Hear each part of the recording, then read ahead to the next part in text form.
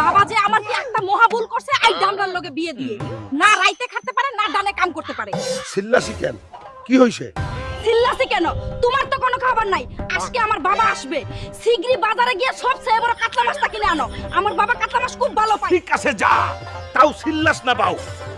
তোর পাইয়ে দড়ি যা তুই ব্যাগটা নিয়ে আই শিগগিরই যা ইয়া করছি না মনে হয় এক পয়সা গোবর খেয়েছি সারাদিন খালি এইটা আনো সেইটা আনো এখন আবার বলছে কাতলা আনো আল্লাহ বাসি কি দাদু শত বাচ্চাদের নুনুর মতো মাছ আনছেন বড় মাছ কই আমার তো বড় মাছ লাগবে বড় মাছ খাইতে হলে তো হালকা নদীতে যাইতে হবে মনে হয় এই নদী থেকে সবচেয়ে বড় কাতলা মাছটা পাবো